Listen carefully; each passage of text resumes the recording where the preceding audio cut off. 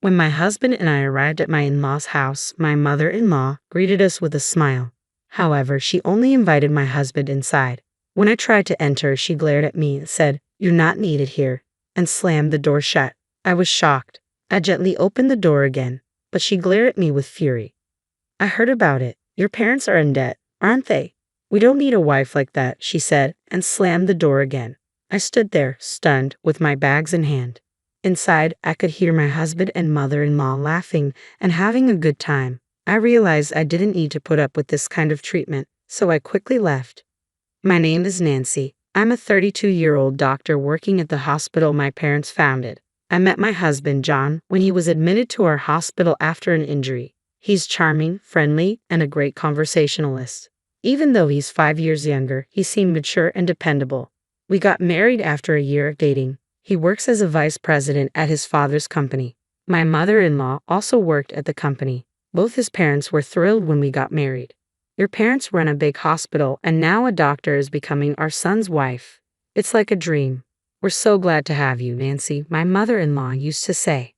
Every year during Christmas and other holidays, we would visit my in-laws' house. They always welcomed us warmly. I would bring delicious food and drinks as gifts, which they used for New Year's celebrations. My mother-in-law would lead the cooking, and even though I offered to help, she would decline, saying, "Nancy, you work hard as a doctor.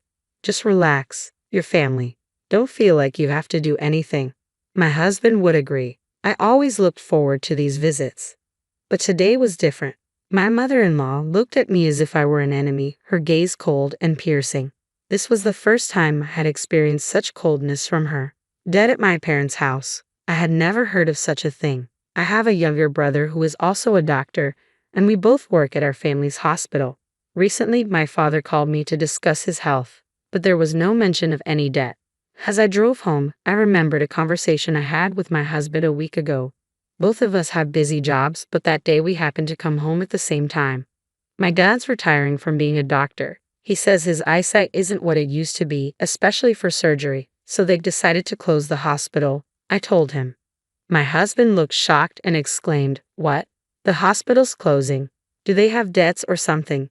I'm not sure about debts, but they're planning to sell the hospital property.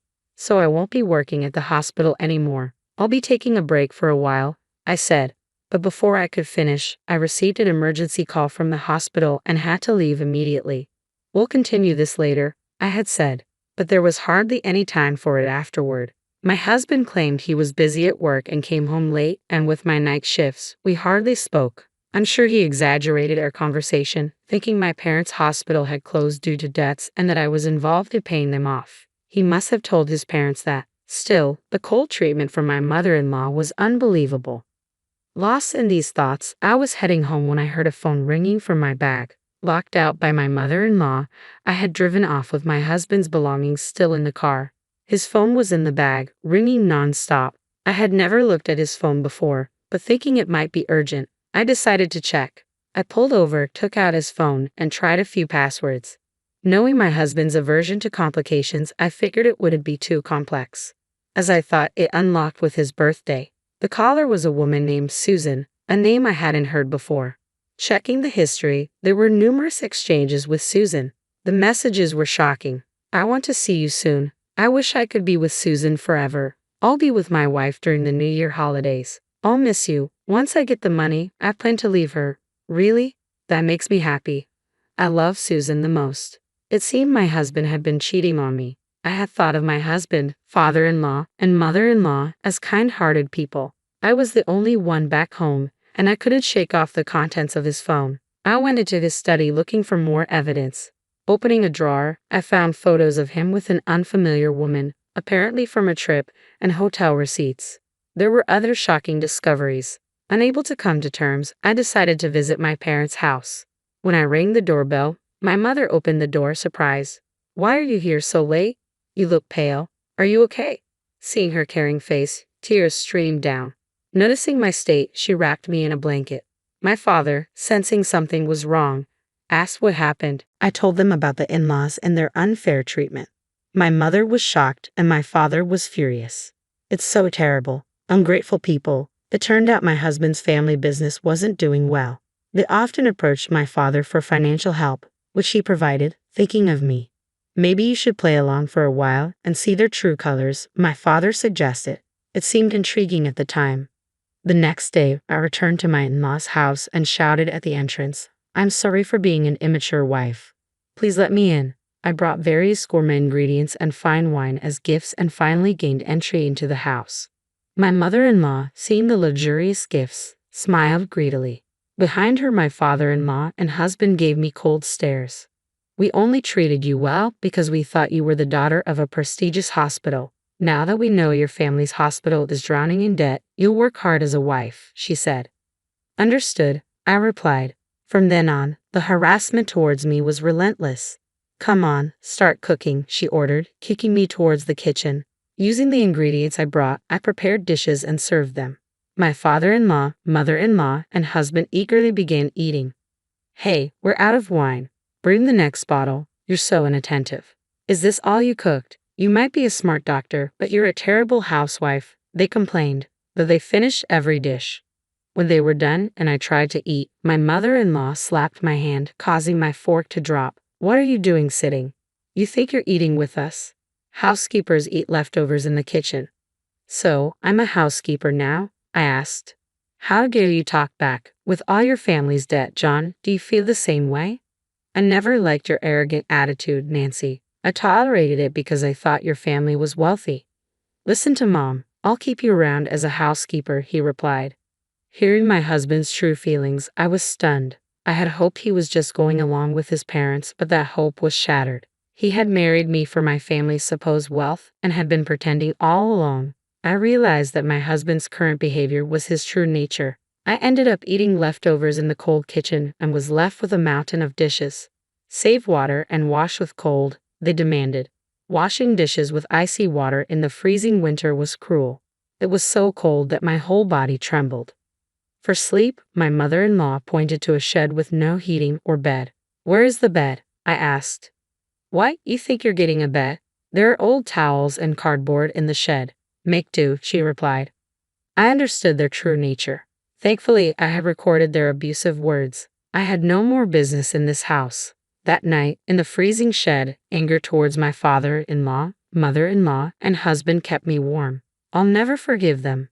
Late at night, after they drunkenly passed out, I drove back to my parents' house.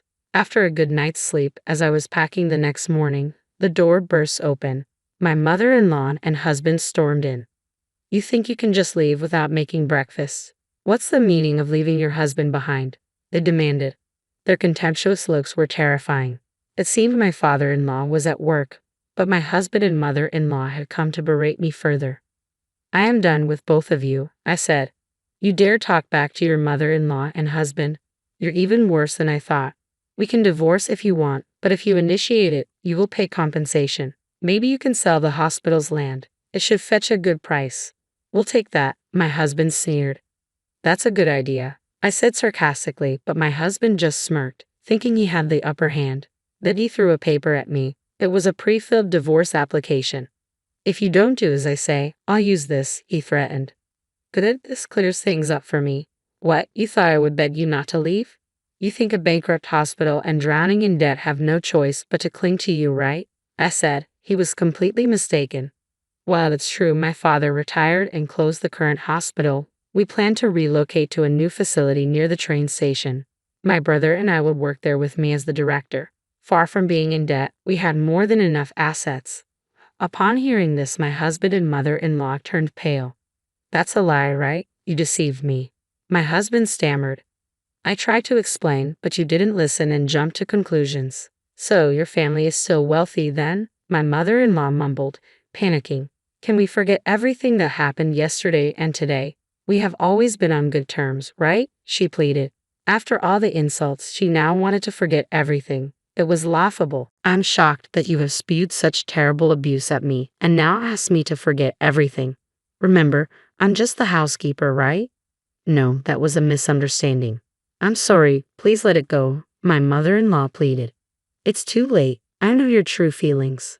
By the way, my father will be taking back the $100,000 he loaned to your company." "What? How did you know about that? We don't have that money."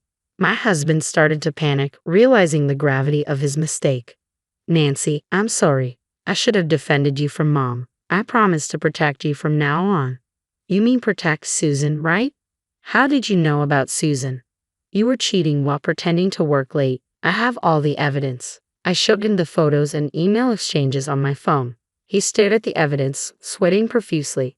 You will be the one paying compensation. Susan was just a fling I met at a bar. I'll break up with her. Please forgive me. He began to apologize, looking pitiful as he drooled onto the floor, making him look miserable.